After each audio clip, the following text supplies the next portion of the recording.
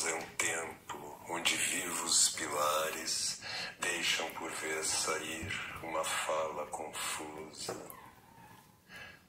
As florestas de símbolos que o homem cruza analisam com seus olhos familiares, como ecos longos que na distância se escondem numa atra, tenebrosa e profunda unidade, tão vasta quanto a noite, quanto a claridade, perfumes, cores, sons, então se correspondem.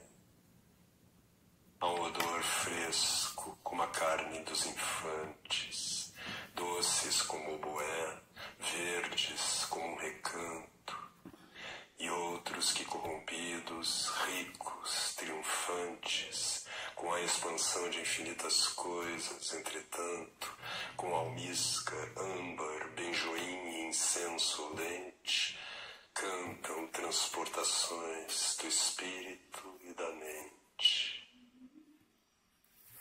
Olá, acabamos de ouvir, numa tradução do Wagner Kardec, o famoso poema Correspondências, de Charles Baudelaire.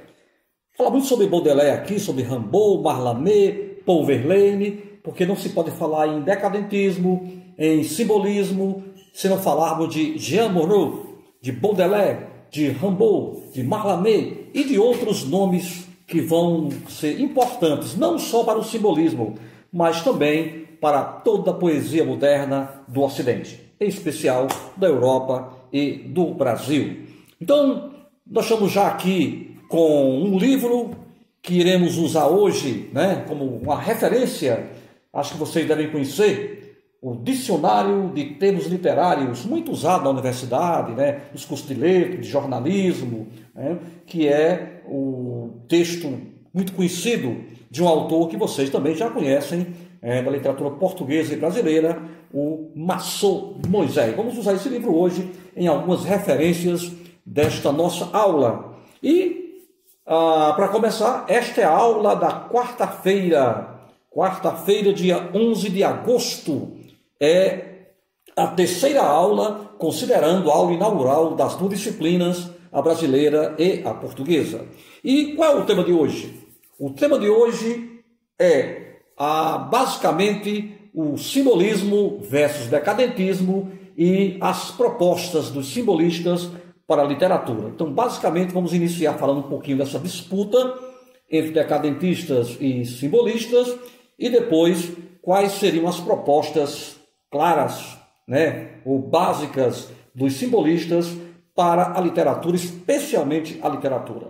Para começar, nós vamos fazer aqui uma pequena viagem cronológica, vamos chamar assim, por algumas datas importantes para que se entenda o simbolismo na Europa e, claro, em consequência, depois em Portugal e no Brasil.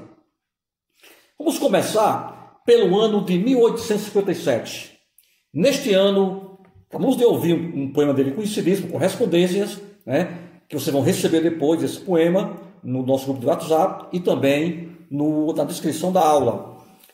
Em 1857, Charles Baudelaire publica Flores do Mal, um livro muito citado, não sei se lido, mas muito citado por poetas, prosadores, escritores, né, românticos, simbolistas, modernos. Então, é um livro que vai mexer com a poesia europeia, em especial a francesa. Flores do Mal, Baudelaire. Em 1866, a revista Parnaso Contemporain, ou Parnaso Contemporâneo, publica uma antologia de poetas parnasianos e simbolistas, ou seja, as duas estéticas elas tiveram uma certa convivência durante algum tempo. Aqui no Brasil é uma coisa curiosa, né? Aqui no Brasil os parnasianos ultrapassam os simbolistas. Na Europa é o contrário. Os simbolistas ultrapassam os parnasianos. Vamos explicar aqui o Brasil, porque o Brasil tem que ter muita explicação para isso, né? Vamos lá. Então, neste ano de 1866, você vai encontrar a publicação da revista Parnaso Contemporâneo, trazendo diversos poemas alguns atribuídos aos parnasianos e outros aos simbolistas.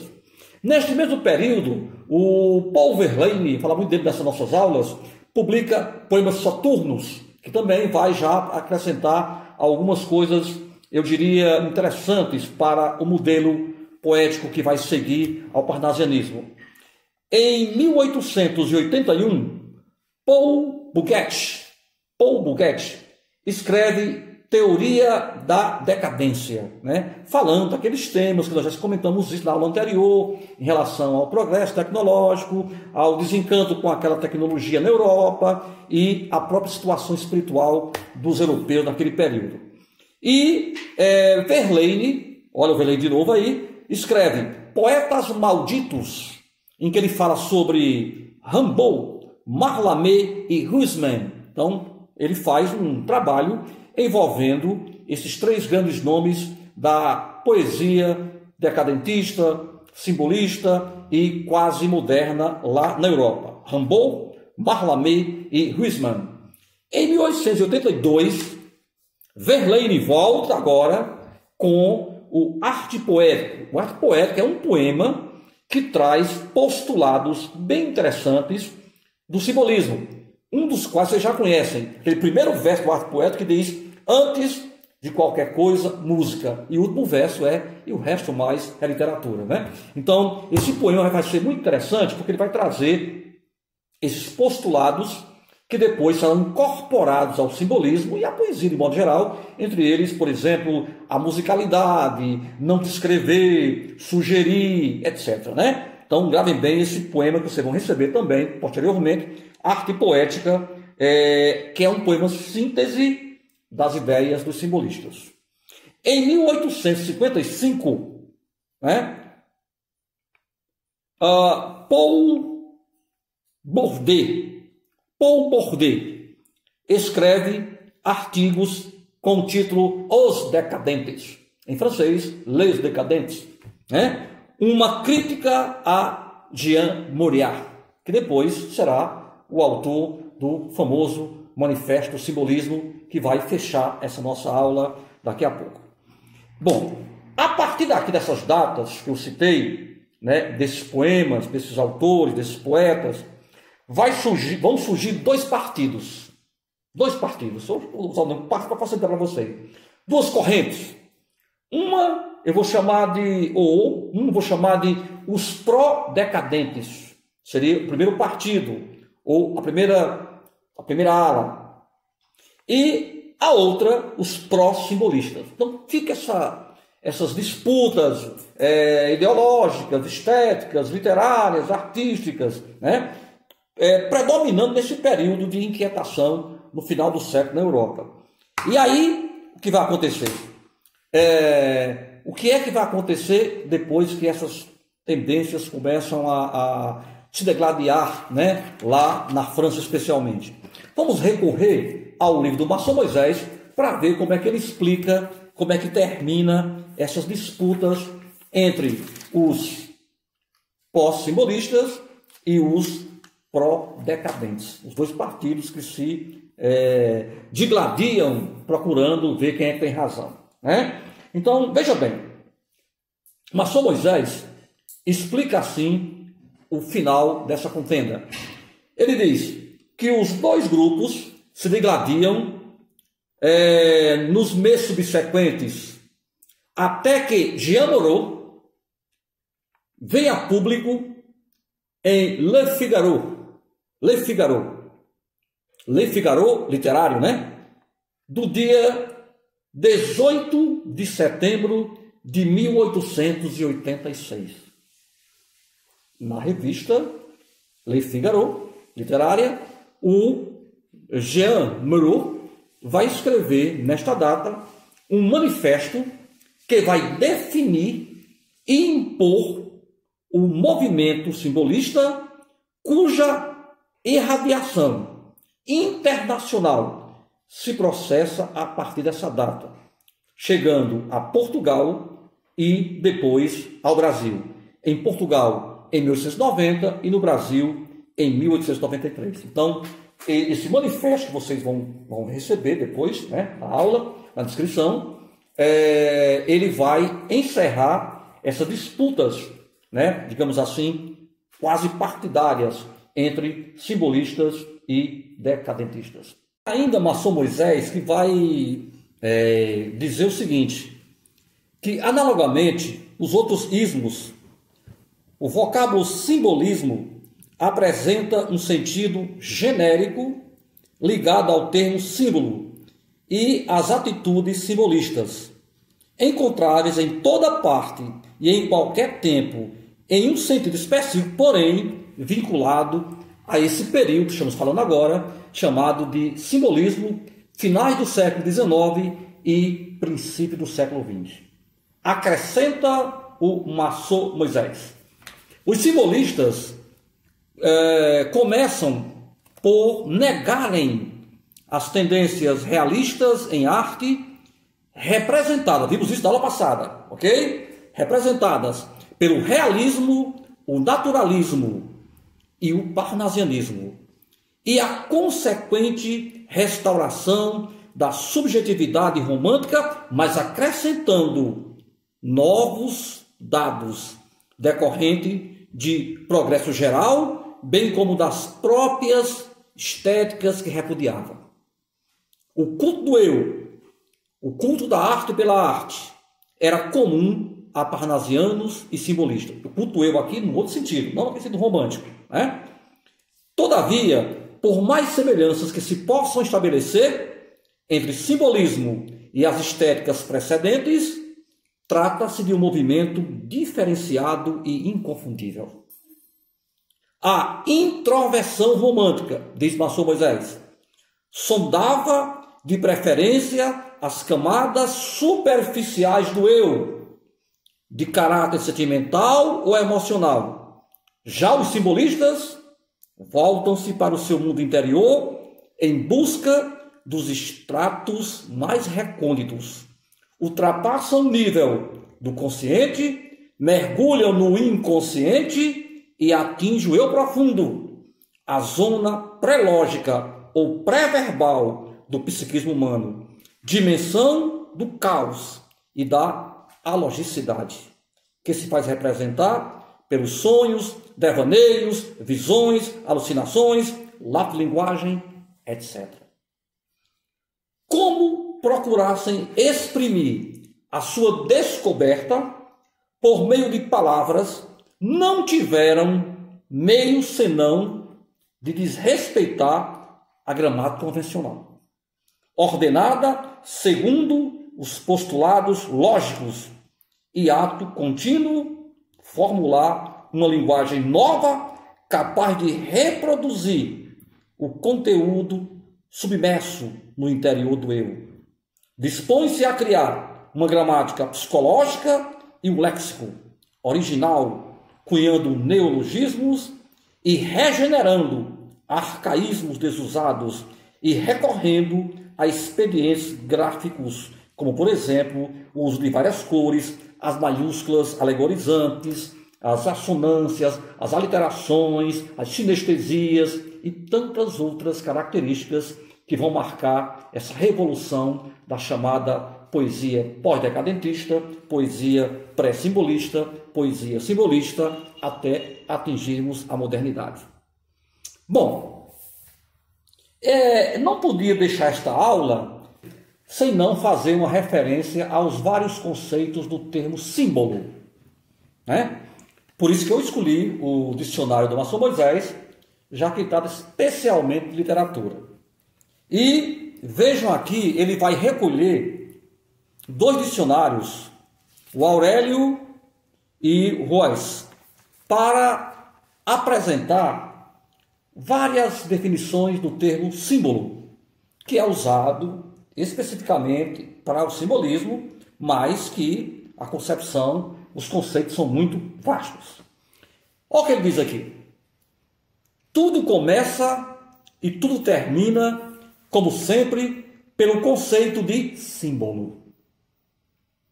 Se recorrermos aos dicionários da língua, vê-se os seguintes elementos. Primeiro, símbolo é aquilo que, por um princípio de analogia, representa o que substitui outra coisa. 2. Símbolo é aquilo que, por sua forma ou sua natureza, evoca, representa ou substitui determinado contexto, algo abstrato ou ausente. Aquilo que tem valor evocativo, mágico ou místico. 4. Símbolo, objeto material que, por convenção arbitrária, representa ou designa uma realidade complexa. Então, percebam que muitas vezes o termo símbolo se encaixa no que vamos chamar de simbolismo, outras vezes nem tanto, né? Já o maçom Moisés, ele dá até um exemplo, né, do que seria essa simbologia das palavras. Ele diz, a balança é o símbolo da justiça. A balança está em lugar da justiça. Mas, ainda, qualquer balança desempenha tal função? Será que toda poesia que tem símbolo seria simbolista? Então, é bom lembrar que, às vezes, a gente se arvora de encontrar, por exemplo, uma musicalidade, uma sinestesia, uma literação, uma assonância, um ritmo, aí poesia simbolista. É bom lembrar que, como diz aqui o texto, é um símbolo, mas nem todo símbolo está ali representando uma estética ou um conceito, por exemplo, do simbolismo.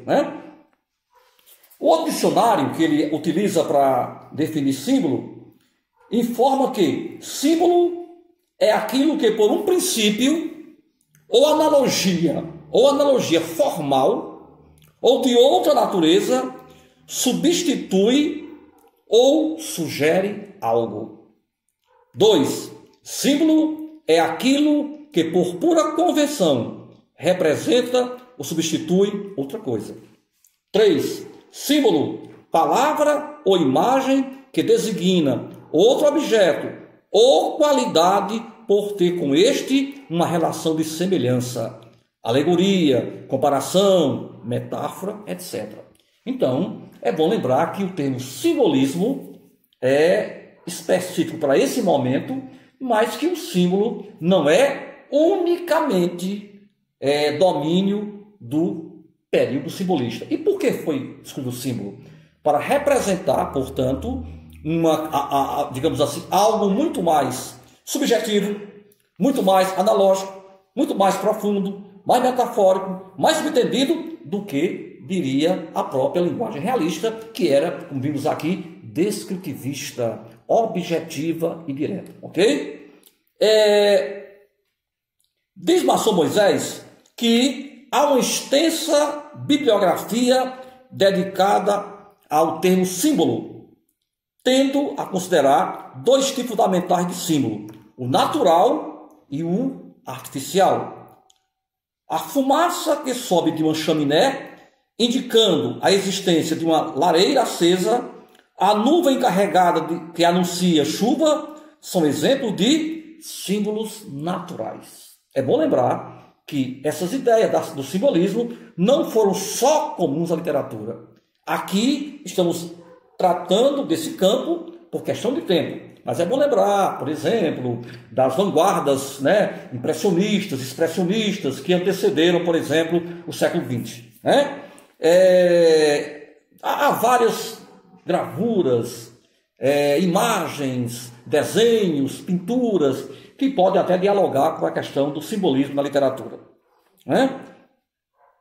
Diz mais Maçom Moisés, na verdade, se outro designativo lhe fosse dado, como sinal, por exemplo, não alteraria substancialmente a questão, visto que se trata de situações cotidianas, universais e perenes. Ou seja, uma fumaça pode ser um símbolo, mas a fumaça não seria, por exemplo, tão representativa né, se não fosse colocada num contexto poético, por exemplo, né? Num contexto não poético, ela seria simplesmente uma coisa corriqueira, convencional.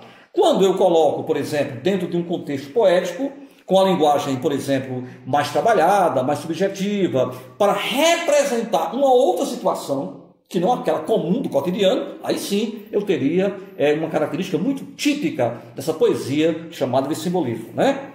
Quanto ao símbolo artificial, caracterizado pelo emprego de convenção por parte dos usuários, e como tal pode ser linguístico e não linguístico. Este é tão acessível quanto natural, uma vez que ele é de sentido e circulação universais, fazendo apelo à razão e, por isso, dispensando geralmente as respostas subjetivas ou de caráter emocional. Por exemplo, falando de símbolo, H2O é um símbolo universal que representa a água, né? Então, por exemplo, quando eu falo H2O, automaticamente eu tenho uma compreensão de que falando aqui da água. E no caso da poesia, porém, né, a água, a nuvem, a fumaça, a névoa, o nevoeiro, né, o campo, a flor, o vento, a chuva, podem ir além das representações convencionais do cotidiano. Então é nesse sentido que muitas vezes a poesia não entrega tudo.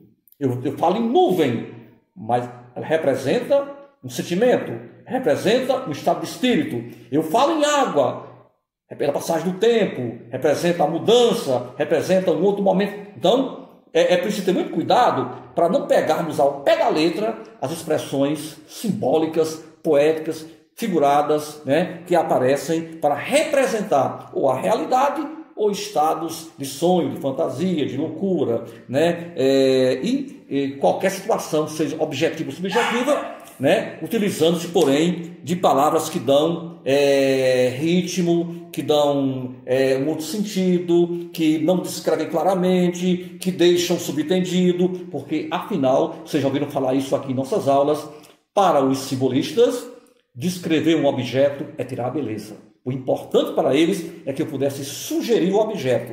Uma cadeira é uma cadeira, mas eu não vou dizer claramente no poema que ela é uma cadeira. Eu vou criar uma palavra que represente uma metonímia, uma metáfora, né? Que represente essa cadeira, dando à poesia, eu diria, um aspecto mais de criação, de inovação, e não simplesmente de reprodução da realidade imediata. Talvez esteja aí o grande desafio dos simbolistas ao se defrontarem com o realismo, o naturalismo e o parnasianismo, que se apegavam à realidade imediata e, no caso dos parnasianos, que procuravam descrever objetivamente, né, com uma linguagem castiça, é verdade, né, mas procuravam descrever objetivamente. Já no caso dos simbolistas, né, vocês vão ver isso depois no manifesto do Jean Moriot, que a característica que seria interessante nesse momento era uma característica que dissesse: eu não vou entregar tudo, eu não vou dizer claramente tudo, né? Eu preciso criar um texto que faça com que o leitor procure primeiro aprender o texto sem nem entender inicialmente. Valorizar o texto pela sua construção, pelas suas metáforas, pela sua musicalidade, pelo seu ritmo, pela sua beleza, pelo seu oculto, né? E não entregar um texto objetivamente, né, de início. Isso seria portanto, uma característica que procuraria mostrar como é que o símbolo, né, tanto as referências que vocês viram aqui para o termo símbolo, como o símbolo pode, digamos assim, facilitar ou não a compreensão do poema. Porque nós temos essa mania de, ao ler o texto, querer entender. Lembrem que nós começamos a nossa aula ouvindo uma tradução do Correspondência de Baudelaire, que fala sobre isso, né? Tudo se corresponde, cores, sons, aromas, perfumes, né? O claro, o escuro, né? Tudo é correspondente, né? Inclusive, né, ele vai até relacionar esse elemento com as condições naturais, né? A floresta de símbolos que eles chamam, né? Bom, e falando disso, seria interessante que vocês depois procurassem rever, já para ajudar nessa questão da palavra, né, A palavra tem cheiro, a palavra tem cor, a palavra tem peso, a palavra tem ritmo, né? Há algumas figuras importantes que não são exclusivas do simbolismo, mas que nesse período vão ter um peso muito importante. Figuras que unem luz, cor, música, cheiro, né? Lembre das sinestesias, lembre das metáforas, das assonâncias, dos ecos, aliterações. Então, a poesia simbolista vai ser muito cara nesse aspecto, né? Porque ela vai procurar não apenas fazer a rima tradicional, mas procurar dar um ritmo musical ao poema que já vai ser a grande construção, né? A grande inovação desses poetas. E aí você vai encontrar, por exemplo, poemas utilizando, às vezes, até de modo abusivo, esses recursos. Por exemplo, você vai encontrar um poema de Eugênio de Castro que utiliza expressões como na messe que enlorece, estremece, a quermesse e o sol celestial girassol esmorece. Então percebam que além da descrição que se faz desse momento, reparem na intensidade sonora. Reparem que há uma musicalidade intencional a partir de quê? De maiúsculas, de aproximação de letras, de sons, de palavras. Messe, enlorece, estremece, quermesse, sol celestial, girassol, esmorece. Além do ritmo, percebam a comparação do sol com celestial girassol, né? Que é isso que falou Baudelaire, as correspondências. Eu pego o sol e relaciono com o girassol, né?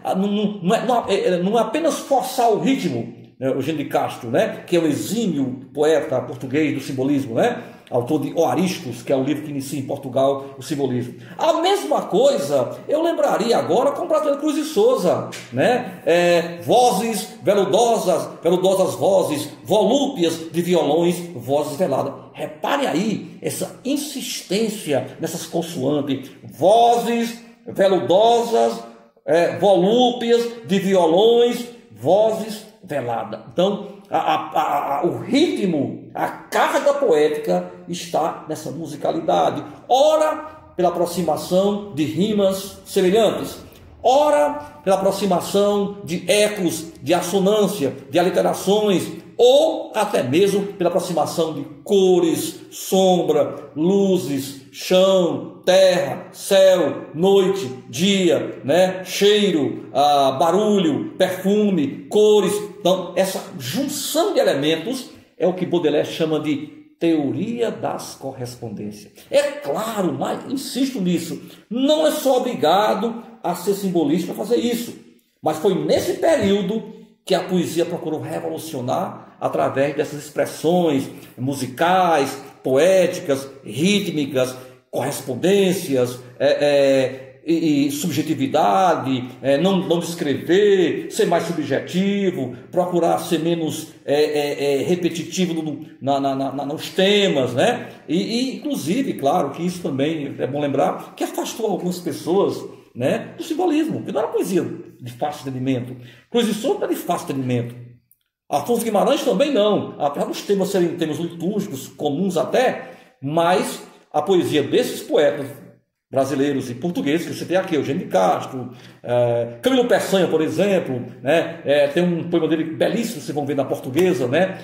Em que ele fala da flauta, né? E todo o texto fala da flauta, da musicalidade, da sonoridade, do afastamento, né? Então, a partir de todos esses elementos tão simples, eles construem uma poesia mais difícil, mais complicada, mais hermética, mas muito bonita, por sinal, para quem consegue compreender que a poesia não é só a palavra em si, é a elaboração, é a construção, é a novidade, são os recursos que a língua permite. E a nossa língua permite muitos recursos, né? Sonoros, visuais, olfativos, né? E eu poderia passar outro falando aqui dessa estrutura de linguagem que vocês já conhecem, mas vou deixar que vocês façam um estudo aí, repito, aliteração, assonância, sinestesia, metáforas, alegorias, né? Que são muito comuns à poesia, especialmente do simbolismo, não exclusivamente, mas especialmente do período chamado de simbolismo, né? É claro que o simbolismo, como eu disse aqui há alguns momentos atrás, o simbolismo nas artes, ele é pertinente à literatura, mas também na música, na pintura, na escultura, mas foi na poesia simbolista nós encontramos esses grandes nomes que produziram esses ecos, essas nuvens de fumaça que depois vão desaguar no século XX, como Rimbaud, Baudelaire, Mallarmé, Paul Verlaine, Jean Moriarty, e aqui no caso do Brasil, Cruz de Souza, Afonso de Guimarães, e tantos outros que vocês ainda vão ouvir falar. E até mesmo de poetas modernistas, como Manuel Bandeira, Fernando Pessoa, né, que também tiveram flerte, vou usar a expressão da época, flerte, namoro, contato, aproximação com a poesia simbolista, que, segundo os críticos, é uma poesia revolucionária e talvez por isso até hoje pouco compreendida. No Brasil, como eu já disse, houve uma ultrapassagem, né? Os poetas parnasianos tomaram conta do meio social. Olavo Bilac, Roberto Oliveira, Raimundo Corrêa. Já em Portugal e na Europa, os simbolistas eles ultrapassaram os parnasianos, né? Na França e Portugal, né? Mas no Brasil houve uma diferença de aclimatação, né? Deram preferência às poesias descritivistas, às vezes nacionalistas, às vezes ufanistas, às vezes até não, afastados até do tempo e do espaço, né? Dos parnasianos, em detrimento de Cruz de Souza, Afonso de Guimarães e outros que vocês vão conhecer em nossas aulas.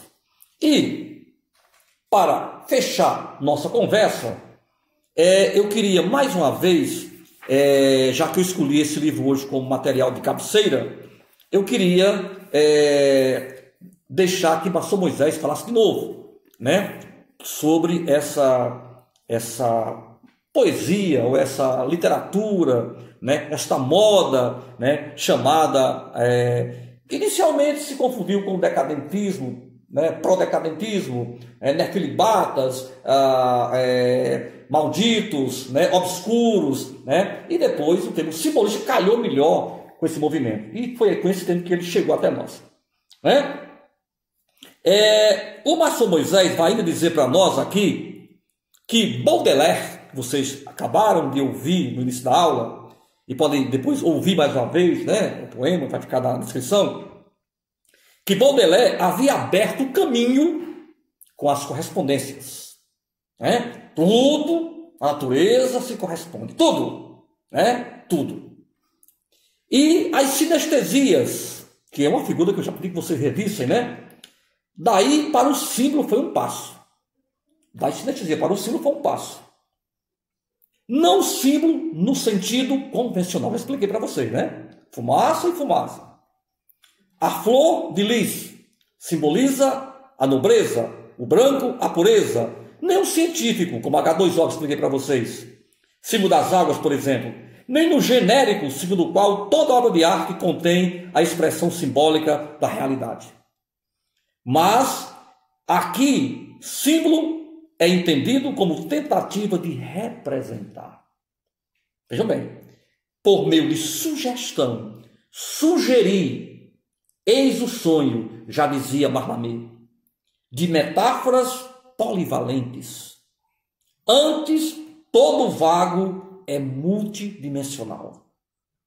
O eu poético é um esforço de apreensão e comunicação do invisível.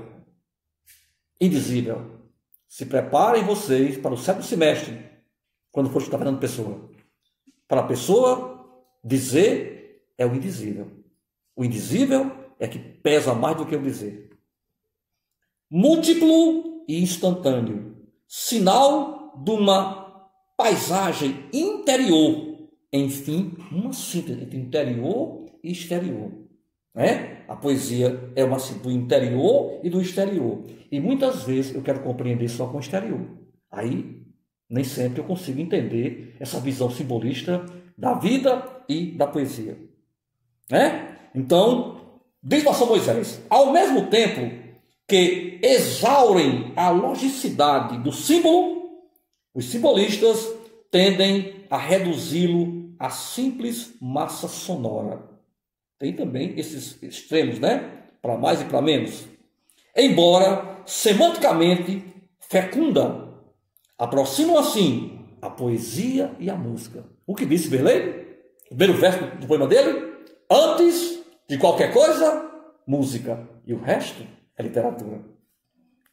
Então, assim eles aproximam a poesia e a música, instrumentação verbal, língua, música, de modo que a aliança da palavra com a melopeia se cumprisse a ponto de anular as diferenças que caracterizam. Ou seja, não sei mais o que é música, o que é mais som, o que é poesia, o que é verbo, o que não é verbo, porque há uma alquimia verbal. Ou seja, eu misturo som e texto, e de repente eu passo a achar que todo texto musical é simbolista, todo simbolista é musical, né?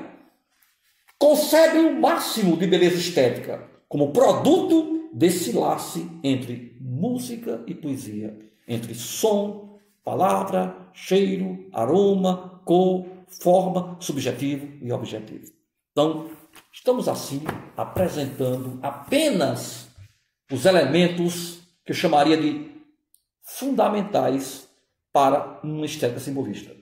Esta primeira aula, né? Esta segunda aula e a primeira, que nós já vimos, ainda são de fundamentação teórica.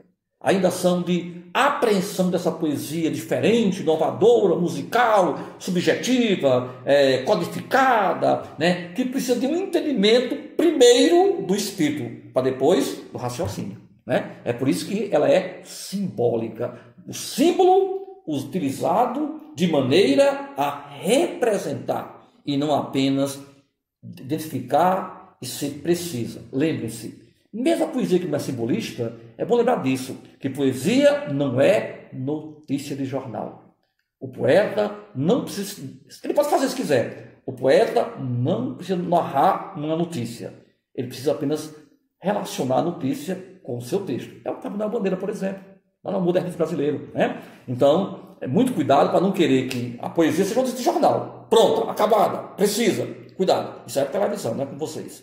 A poesia, ela veio para exigir de você uma reflexão a partir das bandas sonoras, subjetivas, do sonho, da fantasia, de suas leituras, de sua compreensão e de suas percepções. Isso é importante entender que nem sempre você vai conseguir claramente entender um poema especialmente simbolista. E vamos à questão bônus. Muito boa a questão bônus de hoje, muito boa. Bom, amigos e amigas, no final da aula, na descrição do canal, encontrarão os senhores e a senhora, encontrarão um link onde está postado o manifesto simbolista de Jean Moreau ou Moriarty, como queiram chamar. Esse manifesto, como nós vimos, foi aquele documento que acabou a disputa entre os decadentistas e os simbolistas, deixando claro qual era a visão da poesia dos simbolistas, o que eles pretendiam. E nesse manifesto, Moriarty divide-o em 3 partes, como fosse uma dissertação. Tem uma introdução, uma argumentação e uma conclusão. Então, vocês vão ler o manifesto do Moriarty, que está no link da aula, que também vai ter de presente, de brinde, o texto do Baudelaire, a tradução para o português, e vocês, depois que lerem o manifesto do Moriarty, vocês vão fazer o seguinte: lê o manifesto todo, mas eu queria que vocês lessem depois, na segunda vez, somente as 3 bases que ele usa para defender o simbolismo. Vocês vão ler o primeiro argumento, a introdução, vão ler o segundo argumento, que é uma pequena peçazinha dramática que ele faz como exemplo, e vão ler a conclusão dos argumentos. Vão ler os 3 argumentos que ele utiliza para apresentar uma defesa do simbolista. Eu quero que vocês resumam somente esses 3 argumentos que estão, digamos assim, no contexto do manifesto. Só você lê o texto completo, mas peguem só as 3 partes. O primeiro argumento, os primeiros argumentos, os argumentos do meio chamam de intermezzo, né, que é uma pequena peça para representar o que ele quer dizer, e o argumento conclusivo. Resume esses 3 argumentos. Como é um pequeno texto, vai dar aí umas 10, 15 linhas ou até mais, dependendo da sua leitura. Eu quero que vocês não mandem esse texto de vocês para o canal dessa vez. Nesta aula, ao concluir esta aula, você vai colocar só apenas aula assistida. Aula assistida. Aí vai ler o Manifesto de Moriá e vai resumir os 3 argumentos que ele usa para apresentar a poesia simbolista diante do contexto europeu. Aí esse texto que você fez, né, 15, 10 linhas, 20 linhas, não sei, aí vai depender do cada pessoa tem seu modo de resumir. É só um resumo. É um resumo do que está no texto, né? Você vai apresentar o que é que Moriá diz, argumento 1 e 3, para expressar uma defesa do simbolismo diante do contexto europeu. Depois que você fizer isso, você vai mandar para o meu e-mail, Queiroz com Z, @urca.br. Você coloca aula assistida no canal, lê o manifesto, faz o resumo e pode mandar até a próxima segunda-feira para o meu e-mail. Dessa segunda-feira, né? Você tem noção para responder. E no canal, no grupo de WhatsApp, quando você mandar, você coloca só assim: resumo enviado para o e-mail. No canal, você coloca aula assistida. Para o meu e-mail, envia o resumo dos 3 argumentos que Moriá usa para apresentar o simbolismo dentro do contexto europeu. E quando você mandar para o meu e-mail esse resumo, vai lá no grupo do WhatsApp e coloca assim: resumo enviado para o e-mail. Ótimo. Então, já é uma questão bônus muito importante. Todas são importantes, mas essa é importante. Já estou ensaiando com vocês, né, modelo de nossas provas. Provas que são comentadas, resumos, argumentativas, né, em que você fazer análise, comentário, desde que você não perca as aulas, que faça questões bônus, você já tem muita condição de ter uma boa nota já na primeira avaliação. Então, aí está. Se houver alguma dúvida quanto ao trabalho, você manda a pergunta para o WhatsApp. Eu respondo para o grupo, criando alguma dúvida que houver. Mas eu creio que não há nenhuma dúvida. Mas se houver, podem perguntar: professor, não entendi bem o trabalho. Eu não consegui ter um alinhamento com a sua pergunta. Manda para o WhatsApp a pergunta. E até é bom, porque uma pergunta sua pode ser bom para todos. Tem uns que não querem perguntar, tem uns que procuram no direto, tem uns que procuram no privado. Você respeitar cada um com suas particularidades. Então, aí está. Vocês vão receber na descrição da aula o Baudelaire, correspondências, e vão receber o link onde está o manifesto que acabou com a disputa entre decadentistas e simbolistas na França, que é o Manifesto Jean Moriá. Ok? Na próxima aula, eu vou iniciar o simbolismo usando como pano de fundo, como material didático, o famoso, o conhecido Arte Poética de Paul Verlaine, daquele que vocês já conhecem, que começa como? Antes de qualquer coisa, música. Primeiro verso. Qual é o outro verso? E o resto é literatura. Até a próxima.